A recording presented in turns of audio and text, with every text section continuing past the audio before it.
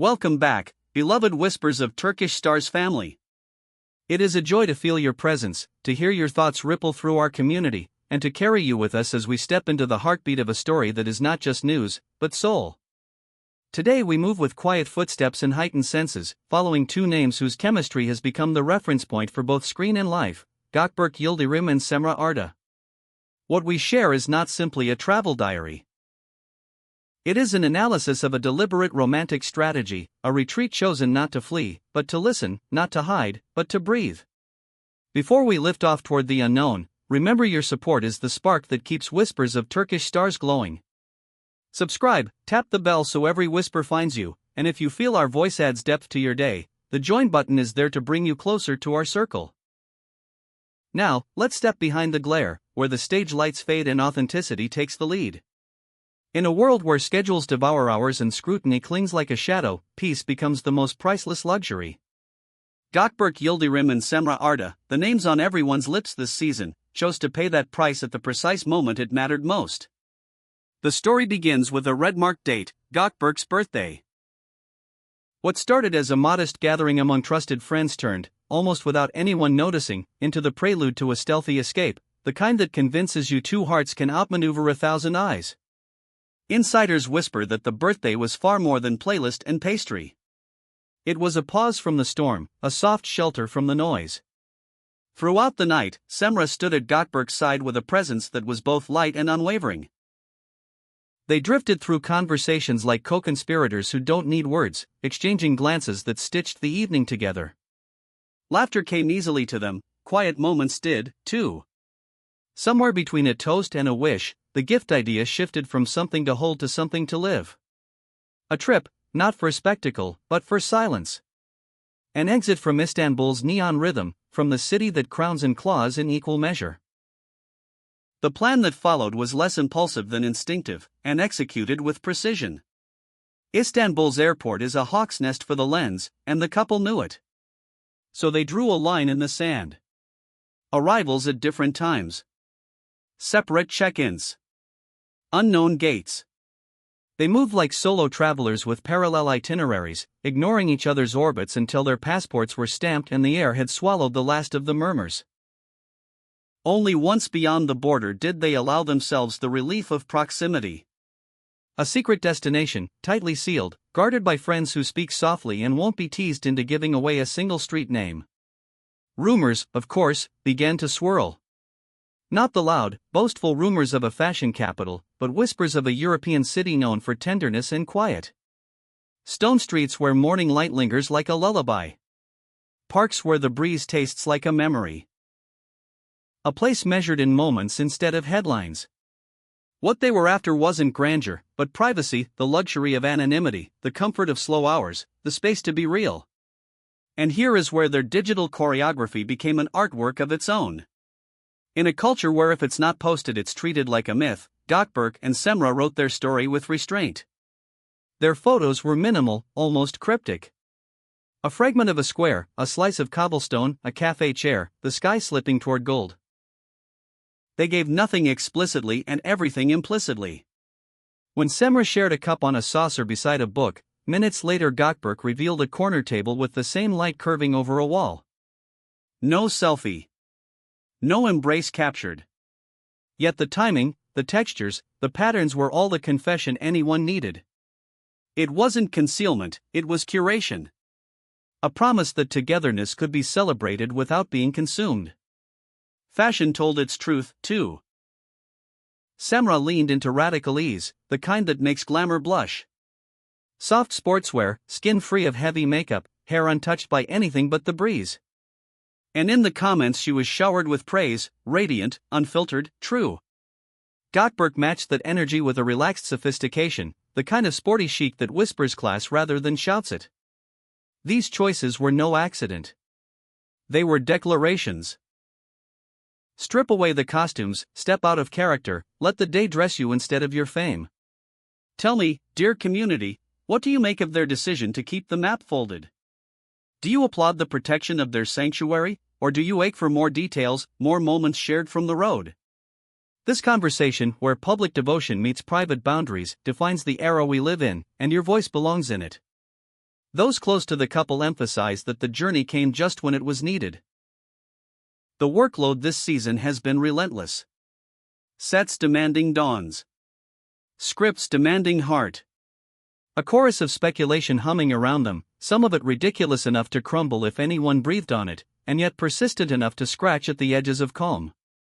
This getaway was an energy refill, a recalibration. Not only did they step away to feel the ground again, but they returned carrying a renewed spark. The shift in their focus afterward, we're told, was unmistakable. Clear eyes, steadier rhythm, a patience that blooms only after you've rested in the quiet. Let's go closer. Intimate voices say the trip wasn't meant as indulgence, it was designed as open-air therapy. The city's tornado, the manufactured rumors of fracture, the constant hum of expectation, these things weave an invisible net.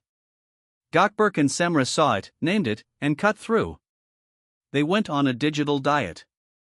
They chose to hold the present with two hands. Mornings were not for makeup chairs and marked frames, they were for wandering. Long walks along narrow streets that know the weight of centuries. Time slipped by as they ducked into small boutiques, no guidebook lifts to a headline, as they read menus like little poems, as they savored silence long enough to hear each other's thoughts phrased in their own voices. Picture them as night folds into candles. A bistro tucked into a side street, cutlery singing gently on porcelain, the glow painting their faces in softer color. They leave with fingers laced, not worrying about shouts from across the room, not tightening their smiles for the flash. Those who recognized them, there were a few, swear they let the moment be, out of respect for that bubble of peace. They also swear that Gökberk was attentive in ways that are fast becoming legend. Slowing his pace when Cemre stopped to look, shifting toward the outside when a crowd swelled, ensuring the world had to pass through him before it could touch her. These are small gestures, but small gestures are where intimacy lives. This hush also gave shape to tomorrow. No, insiders insist, they did not sit down and blueprint a wedding. Not yet. But they did speak with the kind of seriousness that feels like sunlight on a foundation. You could see it in the ease of their laughter, the length of their conversations. This is not a spark in its first astonishment, this is a flame with a steady core. A love that knows how to get quiet so it can grow. What is remarkable is how this entire chapter answers the cynics without uttering a word. They didn't punch out a press release. They didn't parade down an interview corridor pushing back on the week's latest rumor. They let their actions compose the statement, and they signed it with silence. If anything, the suggestion that they extended the trip by a handful of days became its own thesis. That commitment is not measured by declarations but by the spaces you protect for each other. Make no mistake, the way they rationed their images was deliberate and deeply modern. When everything can be turned into currency, they chose to keep their treasures unlisted. Here is a window, they said, but not the whole house. And still, their fans, your keen eyes, stitched together the clues and landed in the same place. Happiness, unforced and uncluttered, has taken the lead. So this is how our tale pauses for the moment, dear whispers of Turkish Star's family. Not with an ending, but with a breath held a second longer than usual. How long can that serenity last before the industry drums call them back onto set, into the quick change rooms, under that alert gaze that never blinks? Time will answer. What we know is that they returned with posture, with unity, with a sweetness that travels well. Let me turn to you again. If you could slip a note into their suitcase suggesting the next secret retreat, what would you write? A Caribbean shore where the horizon erases the world, or a cabin threaded with Swiss pine where dawn curls through the window and tastes like snow? Tell us in the comments. Your ideas become part of the folklore that surrounds these journeys, and you never know which whisper becomes a map. If this voyage through their quiet has moved you as much as guiding it moved us, press that like button. Subscribe to Whispers of Turkish Stars so you never miss the moment where rumor turns into revelation, and consider joining our members to support the kind of storytelling that treats celebrity not as spectacle, but as humanity. And because we know you savor the details, let us revisit the little sequence that started it all. At the birthday gathering, when the final song slipped into the night and the candles were flicked into stars, there was a glance between Gökberk and Cemre that companions noticed and smiled at without commenting on. A decision sat inside it, to mark this milestone not by adding to their shelves, but by adding to their selves. They talked about a flight that would not be preceded by panic, a flight that would feel like a hush falling over a crowded room. And then they made it real, the way the best plans are made, calmly, quietly, with a mix of courage and care. At the airport, they moved like two verses of a poem read by different voices. Staggered arrivals, travel clothes that did not draw the eye, a kind of purposeful drift that only makes sense if you know the destination waiting ahead. One passed through security with a novel tucked under an arm, the other with a phone gone dim and a playlist quietly matching the rhythm of footsteps. There is a particular relief that comes when the wheels leave the ground and the city drops away, a relief that allows you to dissolve the posture you wear when the world is watching. That relief belonged to them. The city that received them is rumored to sit just beyond the routes of the brunch crowds. You don't photograph its silence, you feel it fold around you. Morning pastries like secrets. Afternoon light like an apology. Even the rain cooperates, not drenching, but reminding you to huddle close. They learned the street names with their feet. They collected the kind of souvenirs that don't fit in a bag, sounds, smells, the tilt of a balcony over a quiet lane. Cemre's style during those days became a topic of gentle awe. No blaze of heavy contouring, no armor of accessories, instead, a clean face and the confidence to let her expression be the main event.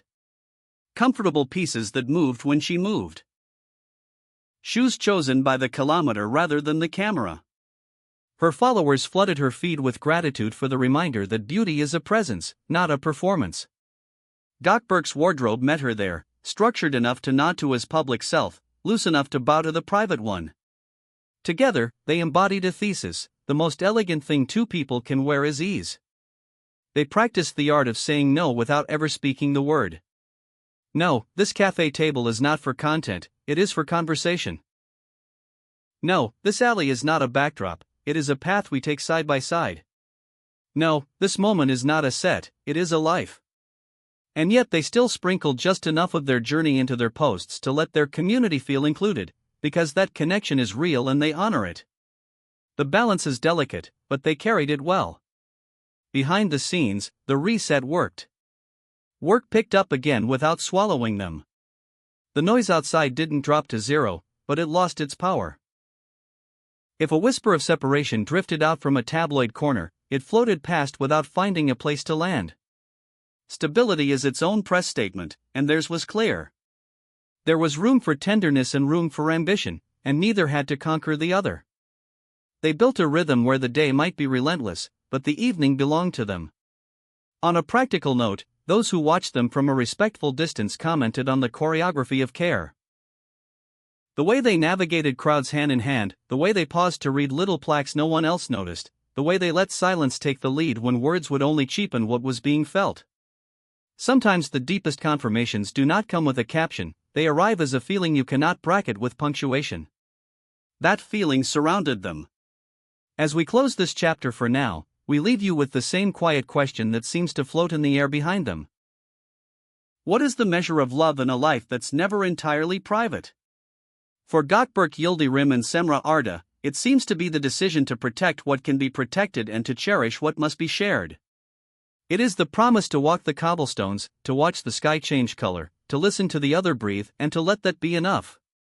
Stay with us, because the next time the cameras blink, the story will continue, and we will be there to hear what it says. Until then, thank you for being the pulse behind Whispers of Turkish Stars. Thank you for your comments that turn into conversations, for the likes that turn into momentum, for the subscriptions that turn into a home for stories like this. Long live love, in all the ways it chooses to be seen, and in all the ways it chooses to be still.